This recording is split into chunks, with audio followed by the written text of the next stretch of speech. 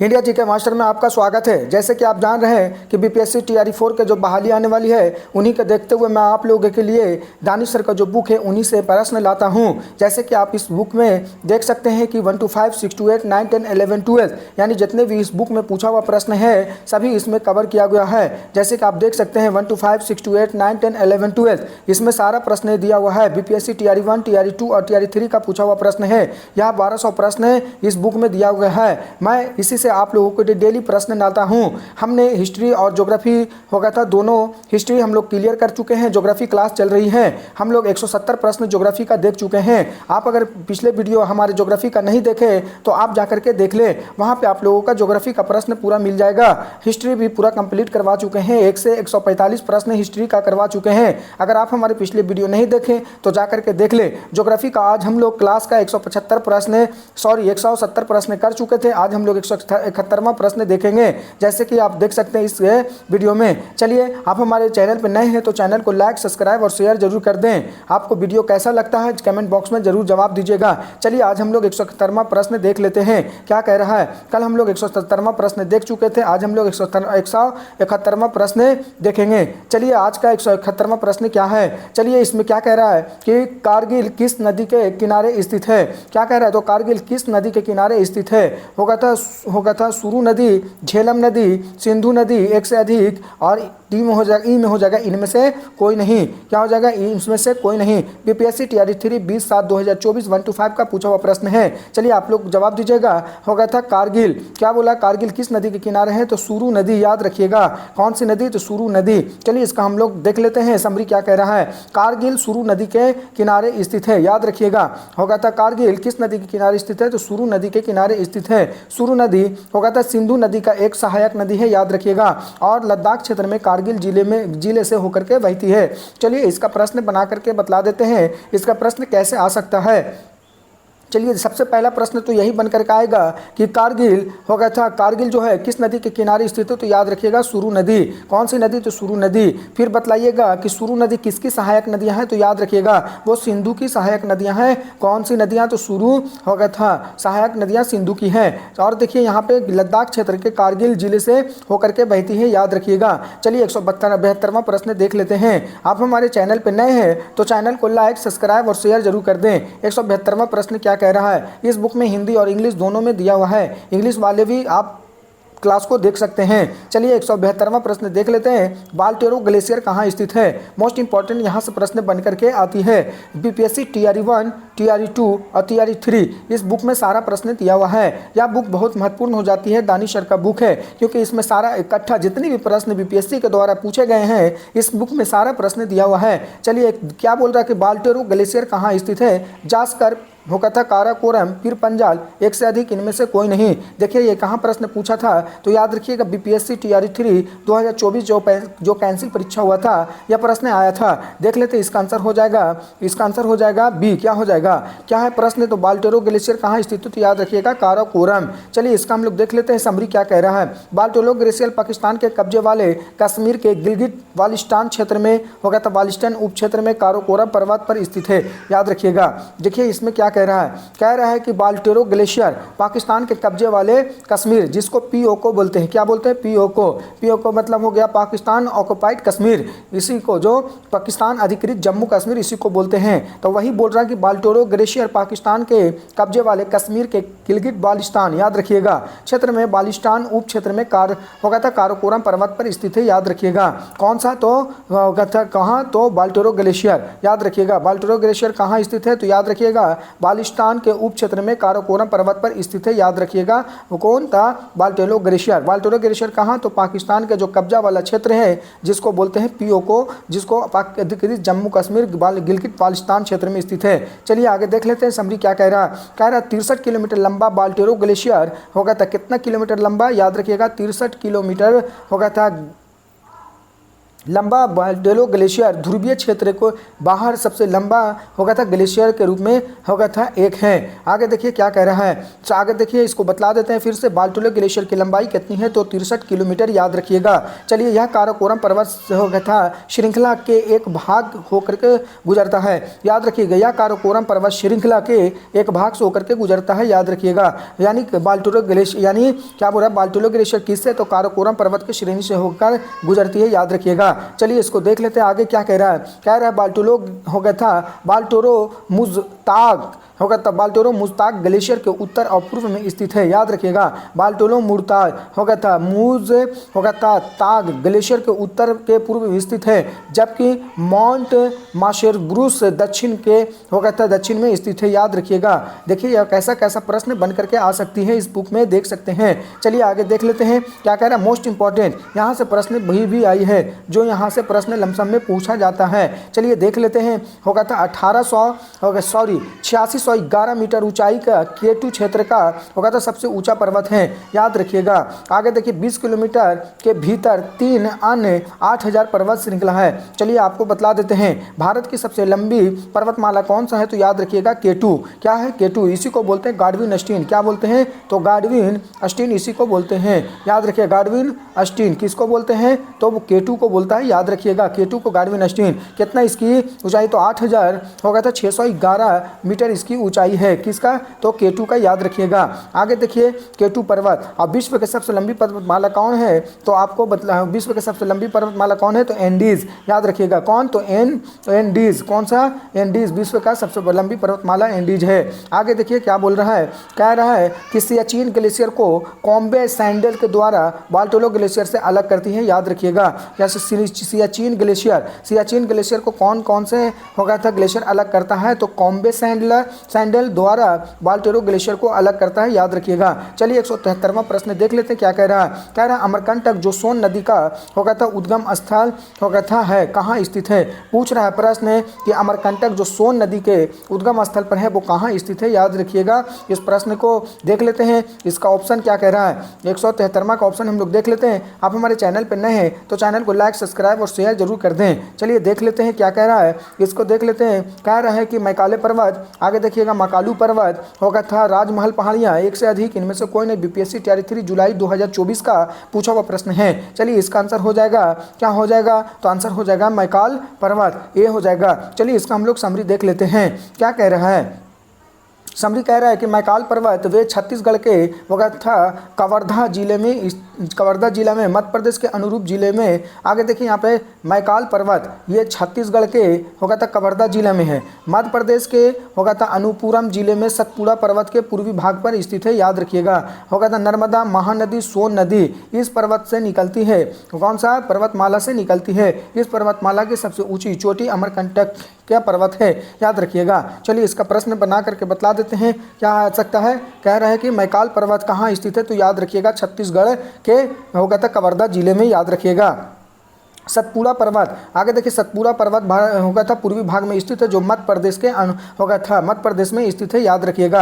आगे इसका प्रश्न और बना करके बतला देते हैं। नर्मदा महानदी और सोन नदी, कौन कौन सी नदी, नर्मदा नदी, महानदी और सोन नदी इस पर्वतमाला से निकलती है, किस पर्वतमाला से, तो मैकाल पर्वतमाला से, सतपुड़ा पर्वतमाला से निकलती है। आगे देखिएगा, और इस पर्वतमाला की सबसे ऊंची चोटी अमरकंटक की पर्वत है, याद रखिएगा। आगे देख लेते हैं, आगे हम लोग प्रश्न देख लेते हैं। 174वां प्रश्न क्या है, चलिए यहाँ से देखिए, यानी टॉपिक चेंज हो रही है।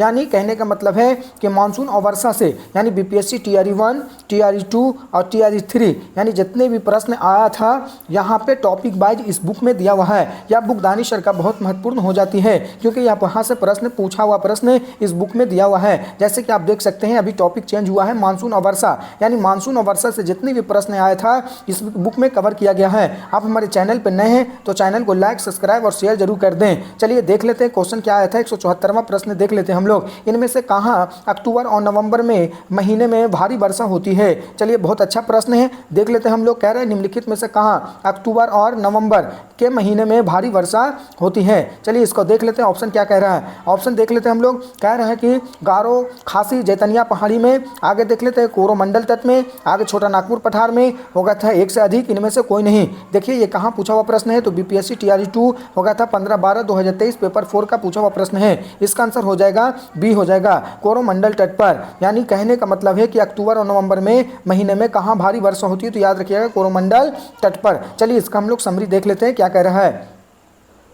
देखिए समरी क्या कह रहा है, कह रहा है अक्टूबर और नवंबर के महीने में हो गया था लौटते मानसून के हो गया था पवनों के द्वारा बंगाल के खाड़ी से जलवाष्प ग्रहण करने के बाद तमिलनाडु के तटीय क्षेत्र जिसको कोरोमंडल तट में वर्षा होती है। जबकि हो गया था क्या बोल रहा है, जबकि उत्तर भारत के हो गया था शीत ऋतु में होने वाले वर्षा पश्चिमी विक्षोभ के कारण होती है, जो रबी फसल हो गया था रबी फसलों के लिए काफ़ी फायदेमंद होती है। चलिए इसका प्रश्न बना करके बतला देते हैं। अक्टूबर और नवंबर महीना में याद रखिएगा कहाँ वर्षा होती है। आपसे प्रश्न आएगा कि अक्टूबर और नवंबर महीने में भारी वर्षा कहाँ होती है, तो याद रखिएगा कोरोमंडल तट पर। कहाँ होती है, तो कोरोमंडल तट पर। कहाँ कैसे वर्षा होती है, तो वो बंगाल के खाड़ी से टकराते हुए जलवाष्प के माध्यम से हो गया था कोरोमंडल तट पर तमिलनाडु में पड़ता है, याद रखिएगा वहाँ भारी वर्षा होती है। आगे देखिए, और जो कहने का मतलब है जो भारी वर्षा जो शीत ऋतु में होने वाले पश्चिमी विक्षोभ के कारण जो होती है, जो रबी फसल के लिए बहुत महत्वपूर्ण होती है। आपसे पूछेगा कि कौन फसल के लिए महत्वपूर्ण होती है वर्षा, तो याद रखिएगा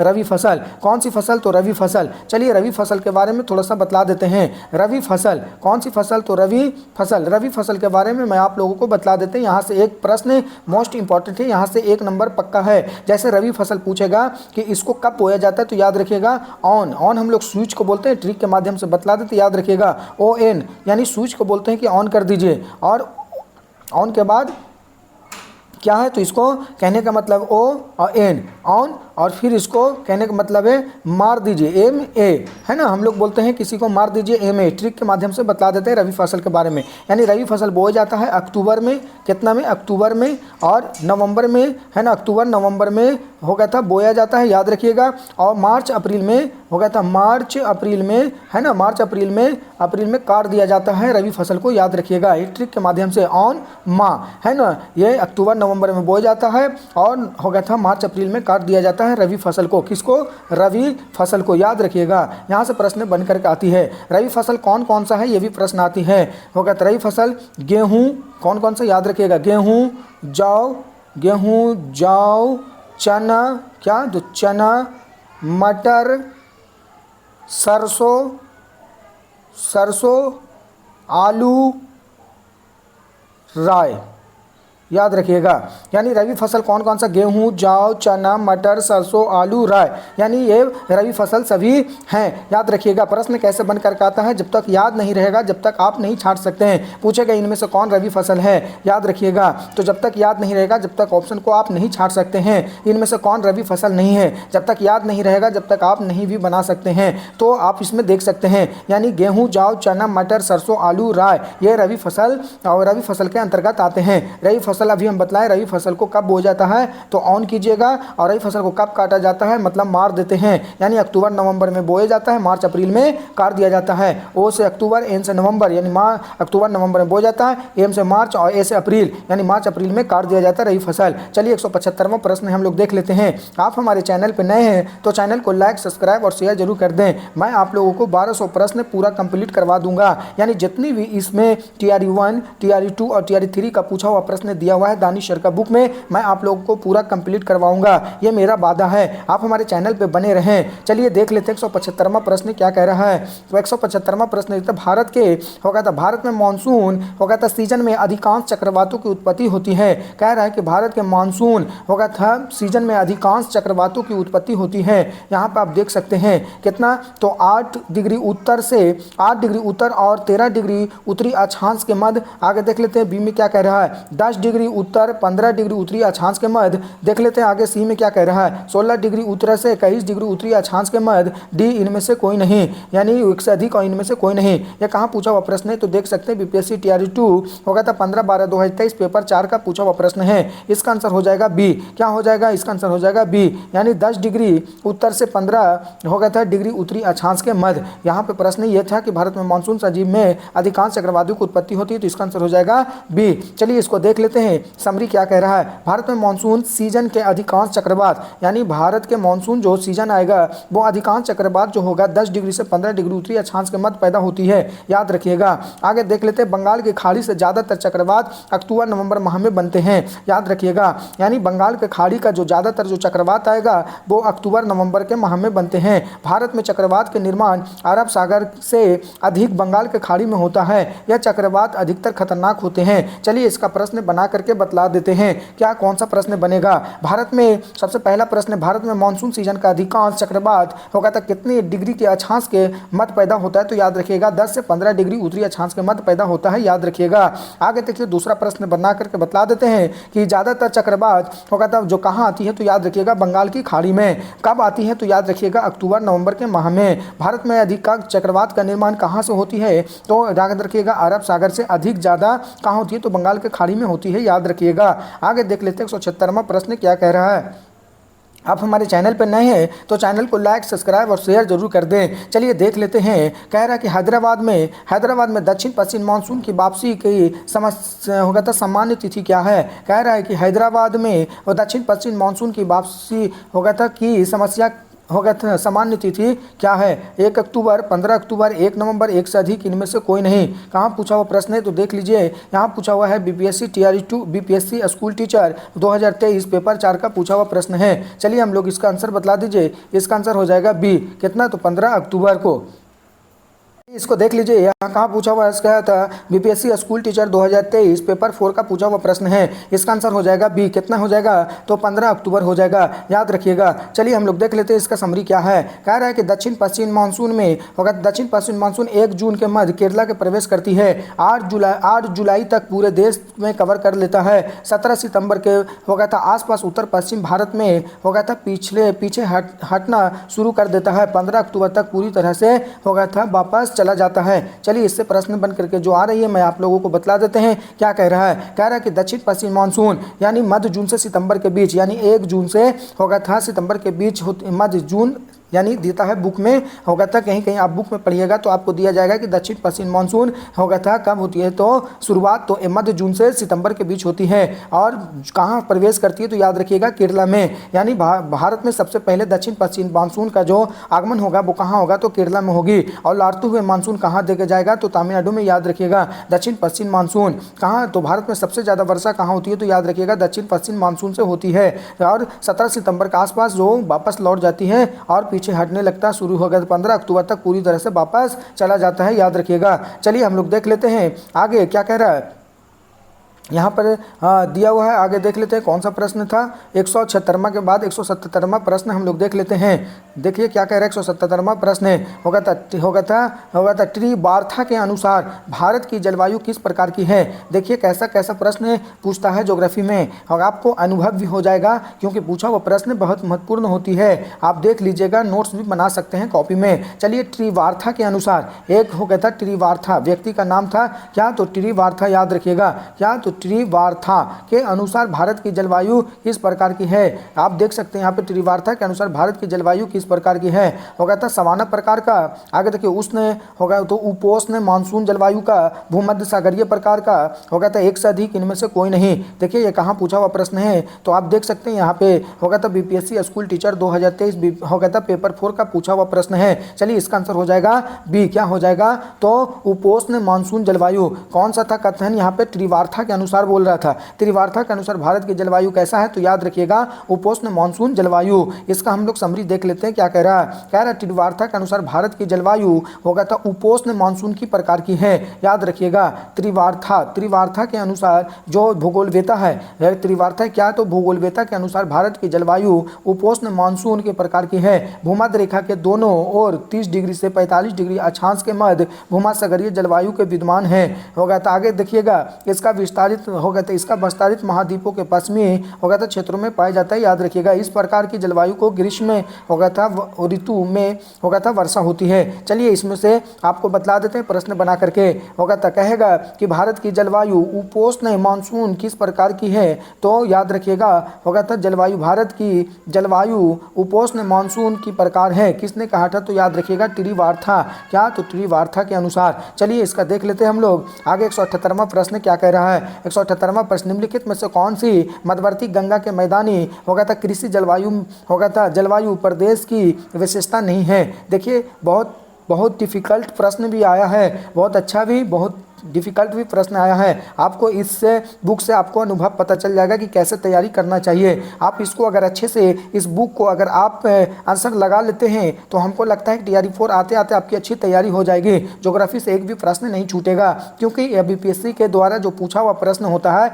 वो मोस्ट इंपॉर्टेंट होता है। जो TRE 1, TRE 2 और TRE 3 का पूछा हुआ प्रश्न इस बुक में दिया हुआ है, दानिशर का, जो मोस्ट इंपॉर्टेंट बुक हो जाती है। आप हमारे चैनल पर नए हैं तो चैनल को लाइक, सब्सक्राइब और शेयर जरूर कर दें। चलिए इसको हम लोग देख लेते हैं, निम्नलिखित में से कौन सी मध्यवर्ती गंगा के मैदानी कृषि जलवायु प्रदेश की विशेषता नहीं है। देख लेते हैं इसका ऑप्शन, कह रहा है यह गंगा, आगे देखिए यह गंगा और उसकी सहायक नदियों के अपवाह क्षेत्र में स्थित है। बी देख लेते हैं हम लोग क्या कह रहा है, कह रहा है इसका 2 से अधिक राज्यों में विस्तृत है। सी देख लेते हैं 100 सेंटीमीटर।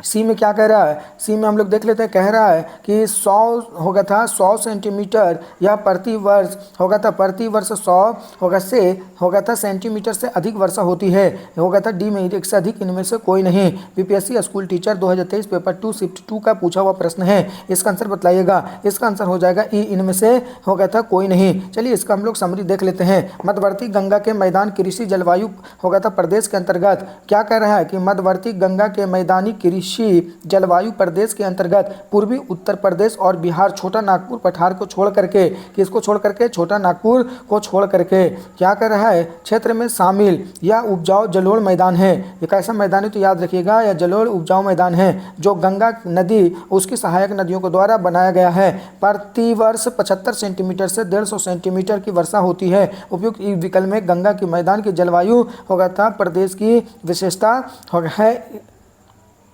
इसलिए आंसर इसका हो जाएगा ई। क्या हो जाएगा, चलिए इसका हम लोग प्रश्न देख लेते हैं। यहाँ पे एक बात आई है वो क्या, तो उत्तर प्रदेश और बिहार के छोटा नागपुर हो गया था छोड़ करके, छोटा नागपुर को क्या कहा जाता है तो भारत का रूर, याद रखिएगा भारत का रूर है ना, भारत का रूर किसे कहा जाता है तो छोटा नागपुर को कहा जाता है, याद रखिएगा छोटा नागपुर को भारत का रूर कहा जाता है। आगे देखिए क्या कह रहा है, चलिए हम लोग प्रश्न देख लेते हैं। 179 प्रश्न क्या कहता है, हो गया था GT हो गया था टिवार्था के अनुसार, किस व्यक्ति के अनुसार, GT टिवार्था के अनुसार, याद रखिएगा टिवार्था के अनुसार भारत में AM प्रकार की जलवायु का क्षेत्र है। देखिए कैसा प्रश्न आता है, आपको अनुभव हो जाएगा, मोस्ट इंपॉर्टेंट प्रश्न है, आप देख लीजिएगा। GT वार्था के अनुसार भारत में AM प्रकार की जलवायु क्षेत्र है। मेघालय का पठार, पश्चिमी तट का पठार, कोरोमंडल का तट के होगा तटीय क्षेत्र, एक से अधिक इनमें से कोई नहीं। देखिए ये कहाँ पूछा हुआ प्रश्न है तो आप देख सकते हैं BPSC school teacher 2023 paper 2 shift 2 का पूछा हुआ प्रश्न है। इसका आंसर हो जाएगा, क्या हो जाएगा तो इसका आंसर हो जाएगा बी। क्या हो जाएगा, पश्चिमी तट। अब देखिए क्या बोल रहा है, टिरिवार्था के अनुसार, यानी पूछ रहा था कि भारत में AM प्रकार की जलवायु है कि तो कहाँ मिलेगा तो आपको पश्चिमी तट पर मिलेगा।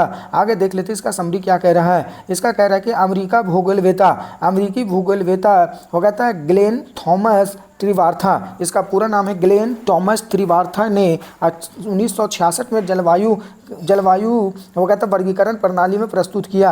हो गया था यानी कब, यानी कहने का मतलब है त्रिवार्था ने कब 1966 में जलवायु वर्गीकरण प्रणाली में प्रस्तुत किया। त्रिवार्था के अनुसार दुनिया के हो गया था 6 प्रमुख जलवायु क्षेत्र हैं। AM प्रकार के हो गया था जलवायु भारत के पश्चिमी तट के मैदान के क्षेत्र में पाई जाती है। और देखिए यहाँ पे उष्णकटिबंधीय मानसून की प्रकार की जलवायु क्षेत्र है। चलिए इससे जो प्रश्न निकल करके आ रही है मैं आप लोगों को बतला देते हैं। आपसे पहला प्रश्न तो निकल करके आ रहा है कि थॉमस त्रिवार्था ने जलवायु वर्गीकरण की प्रणाली कब दिया था, तो याद रखिएगा 1966 ईस्वी में। कब, तो 1966 ईस्वी में, याद रखिएगा। कौन, तो त्रिवार्था के अनुसार होगा था जलवायु वर्गीकरण प्रणाली किया था। त्रिवार्था के अनुसार जलवायु का कितना दुनिया में बांटा है, तो याद रखिएगा 6 प्रमुख जलवायु क्षेत्र में बांटा है। उसमें से भारत की जो जलवायु है जो पश्चिमी तट पर है वो AM में रखा गया, काची में रखा गया तो AM, याद रखिएगा AM। आपसे प्रश्न आएगा कि AM होगा था जलवायु परिवर्तन भारत में किसने दिया था, तो याद रखिएगा त्रिवार्था। कौन दिया था, त्रिवार्था। कब, तो 1966 में, याद रखिएगा। चलिए 180 प्रश्न हम लोग देख लेते हैं क्या कह रहा है। कह रहा है तमिलनाडु तट को सर्दियों के मौसम में वर्षा किस कारण से मिलती है, यानी कह रहा है कि तमिलनाडु तट को सर्दियों के मौसम में हो गया था वर्षा किसके कारण मिलती है। देखिए इसका ऑप्शन बतला देते हैं। कह रहा है दक्षिण पश्चिम मानसून की वापसी हो गया था, आगे दक्षिण पश्चिम मानसून हो गया था, पश्चिमी विक्षोभ, एक से अधिक इनमें से कोई नहीं। आगे इसको देखिए कहाँ पूछा हुआ प्रश्न है, कह रहा है बीपीएससी टीआरई 3 होगा तो 20/7/2024 1 to 5 का पूछा हुआ प्रश्न है। चलिए 180 का आंसर बतलाइएगा, इसका आंसर का आप जवाब दीजिएगा। आप हमारे चैनल पर नए हैं तो चैनल को लाइक सब्सक्राइब और शेयर जरूर कर दें। चलिए इसका आंसर हो जाएगा ए। क्या हो जाएगा, तो आंसर हो जाएगा दक्षिण पश्चिम मानसून की वापसी में। क्या है प्रश्न, तो तमिलनाडु के होगा तो तट को सर्दियों के मौसम में वर्षा होती है, किस कारण से, तो याद रखिएगा दक्षिण पश्चिम मानसून के वापसी के कारण। चलिए इसका हम लोग देख लेते हैं समरी क्या कह रहा है। समरी हम लोग देख लेते हैं 180 का क्या कह रहा है, इंपॉर्टेंट है, यहाँ से प्रश्न बन करके आएगा। चलिए देख लेते हैं हम लोग क्या कह रहा है। अक्टूबर और नवंबर के महीने में मानसून के पीछे हटने के लिए जाने जाते हैं, याद रखिएगा। यानी अक्टूबर नवंबर में होगा तो महीने में मानसून पीछे हटने के लिए जाने जाते हैं। दक्षिण पश्चिम मानसून के मौसम में मौसम की शुरुआत और उन्नयन के चिन्हित करता है। समय होगा तो पवन स्थानों को भाग लो लौटने होगा तो बंगाल के खाड़ी की ओर बहती है। होगा तो मानसून की वापसी का मानसून यानी भारत के दक्षिणी भागों में होगा तो विशेष रूप से तमिलनाडु और आंध्र प्रदेश में मौसम की वर्षा होती है। अब चलिए इससे प्रश्न बन करके आएगा जो मैं बतला देते हैं। यानी भारत में दक्षिण पश्चिम मानसून की शुरुआत कब होती है, तो याद रखिएगा मध्य जून से सितंबर के बीच, यानी मध्य जून होगा तो याद रखिएगा मध्य जून है ना, मध्य जून से सितंबर के बीच, याद रखिएगा सितंबर है ना, सितंबर के बीच ही भारत में दक्षिण पश्चिम मानसून की शुरुआत होती है। यानी लौटती हुई मानसून कहाँ होती है, तो याद रखिएगा कहाँ, तो याद रखिएगा केरला में। कहाँ, तो केरला और आंध्र प्रदेश में, सॉरी यहाँ पे देखिएगा तमिलनाडु और आंध्र प्रदेश में मौसम वर्षा होती है, याद रखिएगा। चलिए हम लोग देख लेते हैं क्या कह रहा है, आगे देख लेते हैं। 180वां प्रश्न हम लोग देख लेते हैं क्या कह रहा है। 180 प्रश्न हम लोग देख चुके थे, अभी 181वां प्रश्न देखते हैं। चलिए यहाँ तक ही हम लोग वीडियो समाप्त करते हैं। कल हम लोग देखेंगे होगा तो वन क्षेत्र, क्या देखेंगे, कल यहाँ पे टॉपिक चेंज हो रही है। कल हम लोग देख लेंगे वन क्षेत्र, यानी वन क्षेत्र से कौन कौन सी प्रश्न आया था बीपीएससी टीआरई 1, टीआरई 2 और टीआरई 3 का, हम यहाँ से प्रश्न देखेंगे। चलिए इसमें से कल हम लोग देखेंगे। आप हमारे चैनल पर नए हैं तो चैनल को लाइक सब्सक्राइब और शेयर जरूर कर दें। आपको अगर क्लास अच्छा लगता है तो कमेंट बॉक्स में ज़रूर जवाब दीजिएगा। अच्छा रिस्पांस रहा तो बिल्कुल मैं कल भी क्लास लाऊंगा। चलिए आप लोग हमें सहयोग कीजिए, तभी मैं आप लोगों को क्लास ला करके दूंगा। सहयोग का मतलब हो जाएगा आप हमारे चैनल को लाइक सब्सक्राइब और शेयर जरूर कर दें, क्योंकि यह वीडियो बनाने में बहुत मेहनत लगती है। अगर आप लोग का रिस्पांस अच्छा रहता है तो हमें भी ऊर्जा प्राप्त होता है वीडियो बनाने में। चलिए बहुत अच्छा लगता है आप लोग कमेंट करते हैं। तो चलिए आज तक ही मैं क्लास को यहाँ तक समाप्त करते हैं। हाँ, और पिछला वीडियो अगर ज्योग्राफी का नहीं देखें, हिस्ट्री का नहीं देखें तो आप जाकर के हमारे चैनल पे देख लें। चलिए आज के लिए मैं वीडियो को यहाँ तक ही समाप्त करते हैं।